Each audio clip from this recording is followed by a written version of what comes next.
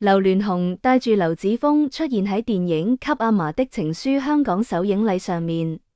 呢個係劉子峰第一次喺公開場合被傳媒影到清晰正面相。16歲嘅劉子峰係劉鑾雄同呂麗君個仔，亦係劉鑾雄3個仔裏面最低調嘅一個。原因好簡單，呂麗君唔中意公開佢張相。過去10幾年，外面嘅人幾乎睇唔到劉子峰任何近照，但今次首映禮上面，劉子峰就企喺劉鑾雄隔籬，面對鏡頭，冇閃避。佢着住深色衫，表情平靜。傳媒影到佢正面，呢個係佢第一次被公開露樣。首映禮完咗冇幾日，呂麗君喺社交平台 post 咗一組母子合照。呢組相同以前唔同，佢冇遮住劉子峰塊面。相入面劉子峰着住校服，紮住紅色領呔，手裏面揸住一張獎狀。呂麗君着黑色套裝，長髮散開，挽住個仔隻手。兩個人都着住波鞋，呂麗君嘅身高得去到劉子峰頸嘅位置。劉子峰好瘦，但好高，企得好直。呂麗君 post 呢組相係有原因嘅。劉子峰先至由杭州返到香港，佢參加咗為期1年嘅寄宿學業項目。呢個項目係佢就讀嘅香港國際學教同內地學教合作嘅交換生項目。佢喺杭州住咗成1年，而家項目完咗。呂麗君喺配文度話，個仔攞到獎項同認可，佢為個仔感到驕傲。呂麗君仲 post 咗劉子峰喺杭州學教嘅相，同埋一張5年前嘅舊相。5年前劉子峰11歲，嗰陣時佢同呂麗君一齊去睇家姐劉秀瑩嘅芭蕾舞表演，喺後台影咗合照。當時呂麗君將劉子峰塊面遮住咗，但鬆嗰張舊相睇得出，劉子峰嗰陣時已經手長腳長。而家16歲，佢長得好高，樣貌似呂麗君多啲，唔似劉鑾雄。劉子峰2010年出世，家姐劉秀瑩2002年出世，兩個人差8歲。要理解劉子峰嘅出生，要先講呂麗君同劉鑾雄嘅關係變化。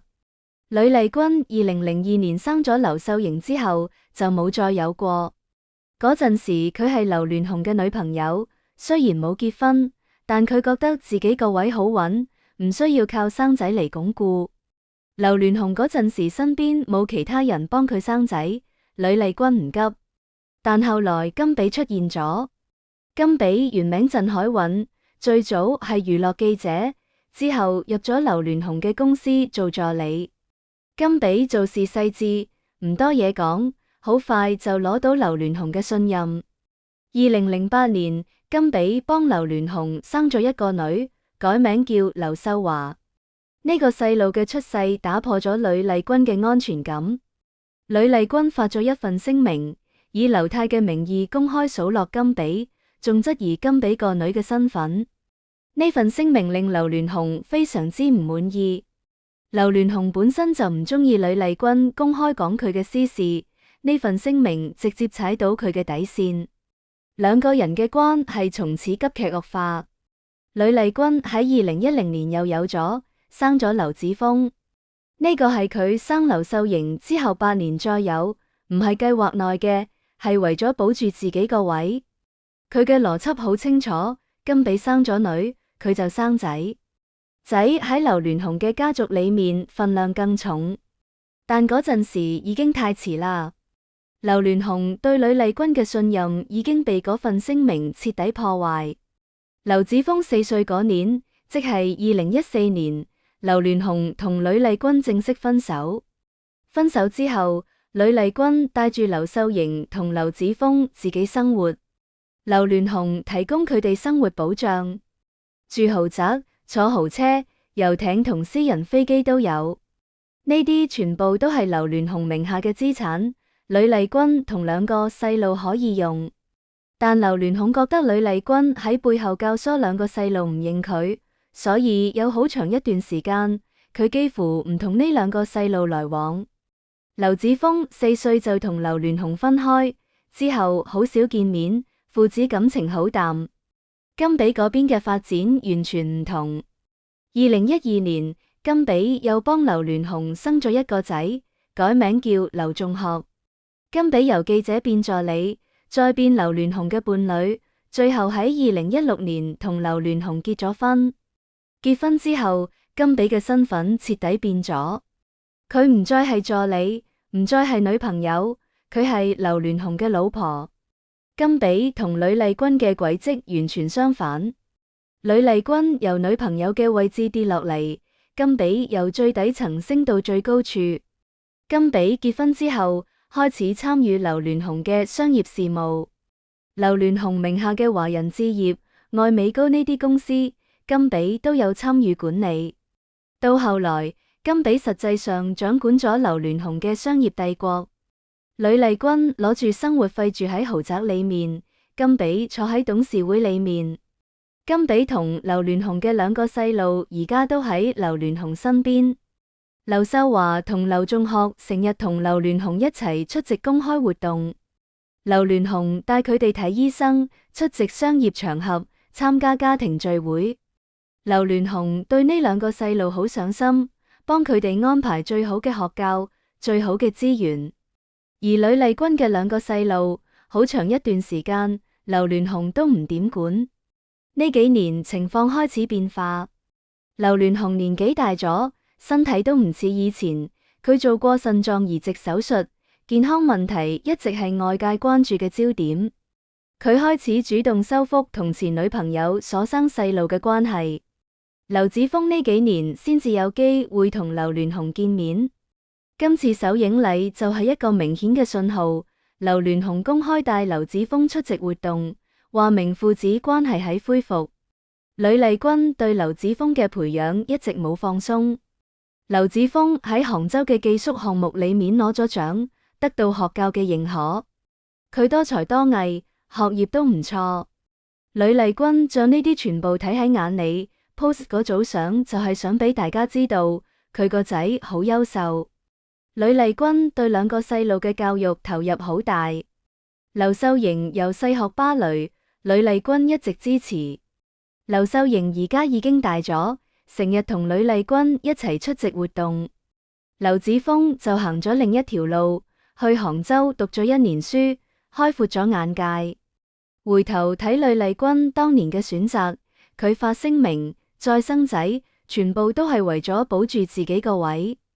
但最後都係輸咗俾甘比。不過佢冇誇，佢將全部精力放喺兩個細路身上。劉秀瑩學芭蕾，成績唔錯。劉子峰去杭州讀書，表現都好。兩個細路都被佢培養得好好。而家劉子峰16歲，身高已經超過呂麗君好多。佢樣貌似呂麗君，唔似劉鑾雄。但佢身上有劉鑾雄嘅一啲嘢，比如嗰種從容面對鏡頭嘅態度。首映禮上面，劉子峰企喺劉鑾雄隔籬，冇緊張，冇閃躲，好平靜。劉鑾雄目前嘅身體狀況大家都知道，佢呢幾年做咗腎臟移植手術，健康問題一直係外界關注嘅焦點。佢名下嘅資產分配都係一個敏感話題。甘比作為佢嘅老婆，掌管住佢嘅商業帝國。劉鑾雄同甘比所生嘅兩個細路，劉秀華同劉仲學，係佢而家生活中嘅重要部分。而劉鑾雄同呂麗君所生嘅兩個細路，劉秀瑩同劉子峰，正在慢慢返到佢嘅生活裏面。呢個家庭嘅故事仲繼續緊，每個人都有自己嘅位置，每個人都有自己嘅路。劉子峰16歲，佢嘅人生先至剛開始。佢喺杭州學咗1年，攞咗獎，返到香港，同老豆一齊出席咗公開活動。之後佢會點行，仲唔知道。但至少而家，佢唔再係嗰個被遮住塊面嘅細路啦。劉鑾雄帶劉子峰睇首映禮呢件事，表面上係父子出席活動，實際上係一個信號。劉鑾雄喺向外界表明，佢同呂麗君所生嘅細路，佢都在意。呢樣對呂麗君嚟講好重要。佢等咗好多年，等嘅就係劉鑾雄重新承認呢兩個細路。甘比贏咗婚姻，贏咗地位，贏咗商業帝國，但呂麗君冇輸晒一切。佢嘅兩個細路正在返到劉鑾雄嘅世界裏面。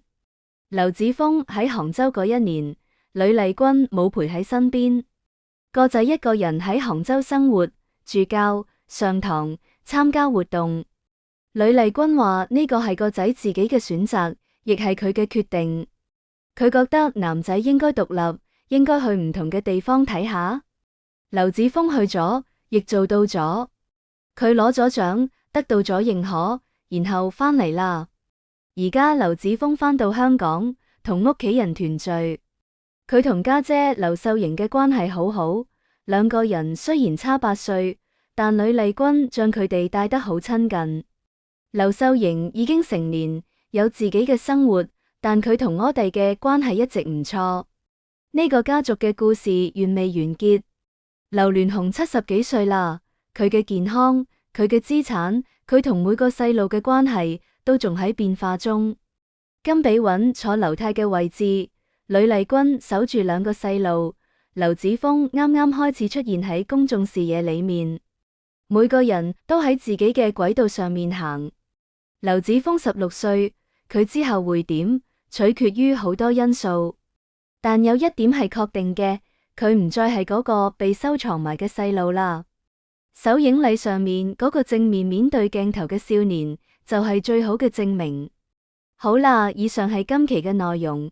如果你鍾意我哋嘅節目，歡迎訂閱、點讚、轉發，多謝大家嘅支持。